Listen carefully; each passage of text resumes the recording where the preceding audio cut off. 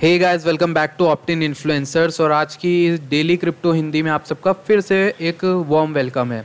अगर आप लोग हमारे चैनल पर नए हो तो प्लीज़ चैनल को सब्सक्राइब करो, क्योंकि यहाँ पर रोज़ मैं डेली क्रिप्टो न्यूज़ आप लोगों के लिए लाता हूँ और बहुत बड़ी बड़ी खबरें यहाँ पर कवर करता हूँ, ऐसी खबरें जो आपको कहीं और नहीं मिलेंगी और प्रोजेक्ट से रिलेटेड होती हैं।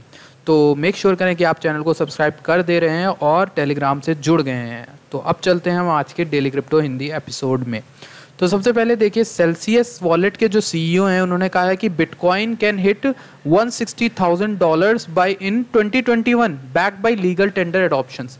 तो कहने का मतलब ये है कि जब से एल साल्वाडोर की न्यूज़ आई है तो एल साल्वाडोर की न्यूज़ के बाद से बीटीसी उसी दिन एग्जैक्ट पंप हुआ था, आपको याद हो अगर। तो यहाँ पर बात की गई है कि अगर बिटकॉइन के जो एडॉप्शन हो रहे हैं एज अ लीगल टेंडर, तो लीगल टेंडर में अगर एडॉप्शन में कंट्रीज आ जाएं जैसे नाइजीरिया, 2-3 ही और आ जाए, ज़्यादा कंट्रीज की ज़रूरत नहीं है। So if you can get a Brazil, if you can get a Nigeria, if you can get countries with large population to accept this as a legal tender, मतलब लार्ज पॉपुलेशन वाली गिनी चुनी countries भी अगर आगे आती हैं bitcoin को लीगल टेंडर यूज़ करने के लिए, तो आप बिटकॉइन में इसी साल एक ऐसा एक्सप्लोजन देखोगे जो कहीं नहीं देखा होगा और बिटकॉइन $160,000 तक जा सकता है।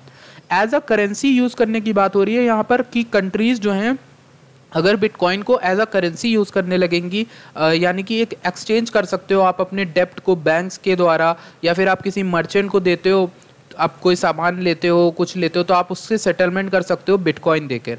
ठीक है, तो ये चीज़ है जो बहुत इंपॉर्टेंट है। और ये कौन कह रहा है? सेल्सियस के सीईओ। सेल्सियस अगर आपको नहीं पता बता देता हूँ, सेल्सियस वॉलेट एक आती है और वो आपको स्टेक कराने के लिए, आपके कॉइन को रखने के लिए इंपॉर्टेंट एक कंपनी बन गई है सेल्सियस नेटवर्क। और सेल्सियस नेटवर्क का खुद का कॉइन भी है, वो भी एक अच्छा कॉइन है, और सेल्सियस नेटवर्क जो है बहुत अच्छे रिटर्न देता है स्टेक कराने पर। ठीक है, तो एक ये बात आपको याद रखनी है। उसके सीईओ ने क्या नाम है, एलेक्स मशिंस्की, तो इन्होंने बोला है ऐसा। ठीक है, ये एक बड़ी खबर है आजकल के लिए। ठीक है, अच्छा, यहाँ पर एक और बात है जो मुझे आपको बतानी है, वो ये है कि मार्क क्यूबन ने यहाँ पर बोला है कि डिफाई प्रोजेक्ट्स जो हैं वो नेक्स्ट ग्रोथ इंजन हो सकते हैं यूएसए के लिए, यानी कि अमेरिका के लिए।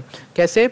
देखिए, इन्होंने कहा है, पूरी एक ब्लॉग पोस्ट लिखी है डिसेंट्रलाइज फाइनेंस इंडस्ट्री में, जिसका टाइटल है the brilliance of the yield farming, liquidity providing and valuing crypto projects. इन्होंने कहा है कि at the end discuss the broader potential of the DeFi industry. उन्होंने कहा decentralize finance next game changer हो सकता है फाइनेंस को लेकर दुनिया में जैसे मनी कंट्रोल होती है, एक दूसरे को पैसा भेजना, लेन देन जो होती है, उसको चेंज करके रख देगा अगर यहाँ पर डिसेंट्रलाइज फाइनेंस और डिसेंट्रलाइज ऑटोनोमस ऑर्गेनाइजेशन, जिनको हम डॉ कहते हैं, वो यहाँ पर हो जाते हैं, अडेप्ट किया जाता है कंट्री में किसी तरह। ठीक है, मार्क क्यूबन को अगर आप लोग नहीं जानते तो मार्क क्यूबन को सभी जानते हैं, इन्होंने बहुत इंपॉर्टेंट बुक्स लिखी हैं। प्लस आपको ये याद होगा कि ये बास्केटबॉल टीम है एक, डेलस मैवरिक्स, उनके जो है फाउंडर है, मतलब उनके जो मालिक हैं। और दूसरी चीज़ कि इन्होंने स्केलिंग के सॉल्यूशन पॉलीगॉन में बहुत ज़्यादा इन्वेस्ट करके रखा था, तो ये इस तरह से न्यूज़ में है। ठीक है, एक बड़ी जो बात थी वो ये मैंने आपको बताई। हाँ, एक और बड़ी न्यूज़ आई है, वो है एल साल्वाडोर को लेकर कि वो एल साल्वाडोर की जो गवर्नमेंट है वो सैलरी पे करने वाली है बिटकॉइन में। कितनी बड़ी बात है और कितनी बड़ी न्यूज़ है। मतलब एल साल्वाडोर में अभी ही लीगल टेंडर लागू हुआ है और तुरंत हमें उसका इफेक्ट देखने को मिल रहा है। ठीक है, 3 ऐसी एल साल्वाडोर की जो गवर्नमेंट मिनिस्ट्रीज़ हैं वो कह रही हैं कि कंपनीज़ को बिटकॉइन में अब सैलरी देनी शुरू कर देनी चाहिए, जो कि बहुत इंपॉर्टेंट है। ठीक है, एल साल्वाडोर के 2001 के monetary law integration law include article 7, जिसने बताया है कि स्टेट्स की सारी सैलरीज डॉलर्स में पे की जाएंगी, पर कंट्री ने रिप्लेस कर दिया था पहले साल्वाडोरन कोलोन से, फिर अब यहाँ पर बात हो रही है बिटकॉइन से चेंज करने को लिए। ठीक है, तो धीरे धीरे यहाँ पर चेंज आ रहा है, अभी मेरे ख्याल से यहाँ पर आगे भी और हमें यहाँ पर देखने को मिलेगा। अच्छा, एक इंपॉर्टेंट चीज़, एल साल्वाडोर की बात की है तो ये भी बात कर ही लेते हैं। पनामा जो है क्रिप्टो रिलेटेड बिल लाने वाला है। मैंने आप लोगों को उसी दिन बोला था कि पनामा नेक्स्ट कंट्री हो सकता है, क्योंकि मैंने पढ़ा था कि वहाँ के जो अपोजिशन पॉलिटिशियन है Jibril Silva says he is seeking consensus to make crypto currency legal tender in Panama. मतलब ये बात कर रहे हैं पनामा में अपोजिशन लीडर जो है पॉलिटिशियन गब्रिएल सिल्वा, वो बात कर रहे हैं कि क्रिप्टो करेंसी का legal tender as a legal tender हो जाए, इसको अडेप्ट किया जाए पनामा में। तो उसके लिए इन्होंने यहाँ पर बात छेड़ी है, ठीक है, पार्लियामेंट में वहाँ के पनामा में। तो एक बहुत बड़ी बात है ये भी जो आपको याद रखनी चाहिए। पनामा मुझे लगता है कि नेक्स्ट कंट्री हो सकती है जो यहाँ पर करेगी इसको अडेप्ट बिटकॉइन को as a legal tender. Russian foreign minister states crypto might play a significant role in settlements. Settlements क्या होता है कि जब दो कंट्रीज आपस में कुछ करती हैं, ट्रेड करती हैं, कुछ भी करती हैं, तो वहाँ पे एक्सचेंज रेट अलग होते हैं। किसी एक कंट्री का डॉलर होता है, किसी एक का रशियन यूरो, किसी का यूरो होता है, किसी का फ्रेंच में वो जो भी होता है उनकी करेंसी होती है वो होता है, ठीक है। तो आपस में जब सेटलमेंट करनी होती है कि भाई क्या एक्सचेंज रेट होगा क्या नहीं होगा, तो इसमें प्रॉब्लम्स आती है, कई कॉम्प्लिकेशन देखनी पड़ती है। उन सब कॉम्प्लेक्सिटीज़ को हटा देगा अगर हम बिटकॉइन या फिर क्रिप्टो को यूज़ करने लगे सेटलमेंट के लिए, जो बहुत इंपॉर्टेंट चीज़ है। और कहाँ के ये फाइनेंस मिनिस्टर बोले फॉरेन मिनिस्टर, वो बोले हैं रशिया के फॉरेन मिनिस्टर, जो संभालते हैं फॉरेन अफेयर्स यानी कंट्रीज़ के दूसरी कंट्रीज़ के साथ। तो ये एक इंपॉर्टेंट बात है क्योंकि फॉरेन मिनिस्टर खुद कह रहा है कि आसानी हो जाएगी अगर ये ऐसा होता है, ठीक है। Latin American telecom company accept crypto payments through BitPay. BitPay एक ऐप है, उसके ज़रिए से ये क्रिप्टो में पेमेंट शुरू करने वाली है। टेलीकॉम कंपनी यानी कि आप जैसे वोडाफोन हमारे एयरटेल हो गए, वैसी कोई कंपनी है। और वो वहाँ की कंपनी जो है वो कह रही है कि वाइस प्रेसिडेंट ऑफ बिटपे कह रही है कि Gold Connect realises the potential for crypto to transform the wholesale telecommunication industry, making payments faster, more secure and less expensive on a global scale. यानी कि गोल्ड कनेक्ट नाम की जो कंपनी है वो यहाँ पर क्रिप्टो को पूरी तरह से अडेप्ट कर रही है और पेमेंट उसका शुरुआत करने वाली है, ठीक है। बिटपे के थ्रू होगा ये पेमेंट, ये बात याद रखने वाली चीज़ है, ठीक है। तो लेटिन अमेरिकन कंपनी है, ठीक। और ये हो गया मार्क क्यूबन की, मैंने आपको बता दी। एक ये रह गई है न्यूज़ जिसमें हेज फंड जो है expect to hold 312 billion in crypto by 2026। Main चीज़ ये नहीं है, मेन चीज़ मैं आपको बताता हूँ क्या है। ये न्यूज़ इतनी ज़्यादा इम्पॉर्टेंट है, अगर आप इसको सोच के देखो मैं सोचने को आपको मजबूर करता हूँ। देखिए कैसे सोचना है आपको। हेज फंड्स जो होते हैं दुनिया के सबसे बड़े फंड्स होते हैं मेनली, ठीक है, जिनमें बिलियन नहीं ट्रिलियंस की बात हो रही, ट्रिलियन डॉलर्स होते हैं, ठीक है। तो इन फंड्स का इन्होंने कहा, हेज फंड्स ने कहा है कि 7% जो उनके एसेट्स होंगे वो क्रिप्टो करेंसीज में होंगे 2026 के एंड तक। यानी कि 2026 के अंत तक अगर 7% क्रिप्टो में होंगे, वो इन्वेस्ट करेंगे, तो 7% अगर हम नॉर्मल किसी हेज फंड का ले ले, 1 ट्रिलियन 2 ट्रिलियन मान ले, तो 7% भी आप उसको निकालोगे ना तो बिलियंस में होता है, ठीक है।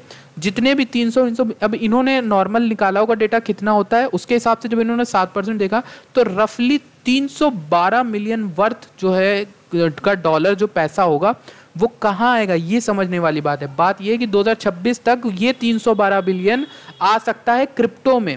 यही चीज़ मैं आपको समझाने वाला था इस न्यूज़ से, और ये न्यूज़ बहुत इंपॉर्टेंट है।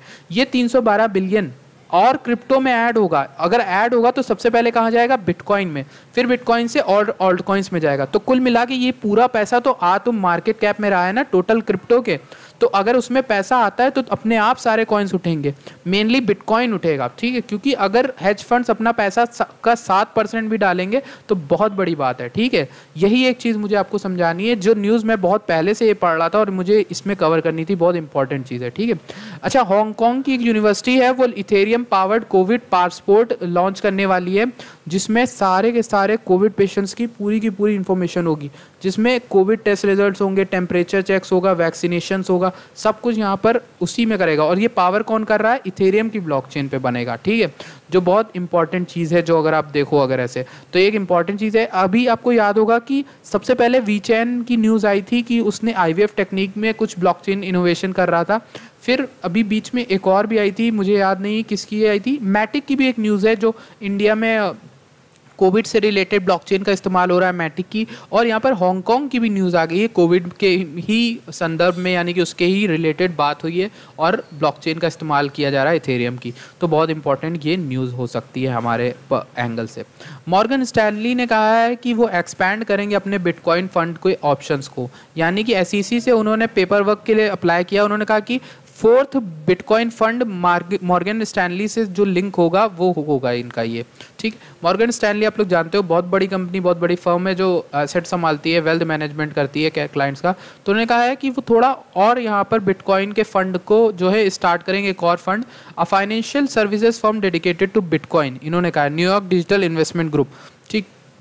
And FS Investments have filed paperwork with the SEC for a pooled investment fund aimed at client of US mega bank Morgan Stanley. Morgan Stanley basically यहाँ पर नॉर्मल पब्लिक जो नए लोग आ रहे हैं क्रिप्टो में उन सब का ध्यान अपनी तरफ खींचने के लिए सब कर रहा है, ताकि यहाँ पर देखिए यहाँ पर लिखा है will receive certain placement and servicing fees with respect to clients it refers to the issuer. ठीक है, यानी कि थोड़ी बहुत फीस लेंगे बीच में, लेकिन वहाँ पर पूल कर सकते हैं मनी, सब लोग का पैसा एक साथ डाला जाएगा, जैसे म्यूचुअल फंड्स वगैरह होते हैं उस तरीके से मॉर्गन स्टैनली चौथा फंड स्टार्ट करने वाला बिटकॉइन को लेके। ठीक है, ये एक इंपॉर्टेंट चीज़ है और जो आपको याद रखनी चाहिए। तो आई होप कि आज का जो सेशन है वो आपको समझ में आया होगा, बहुत अच्छा लगा होगा। और वो जो मैंने आपको हेज फंड्स वाली न्यूज़ बताई वो बहुत इंपॉर्टेंट है आज की न्यूज़ में। ठीक है, वो याद रखने वाली चीज़ है। एंड आई होप आपने कुछ सीखते होगे, अगर सीखते होगे प्लीज़ वीडियो को लाइक करना, मेरे चैनल को सब्सक्राइब करना, हमारे चैनल को सब्सक्राइब करना और टेलीग्राम से जुड़ना मत भूलना। Thank you for watching this video.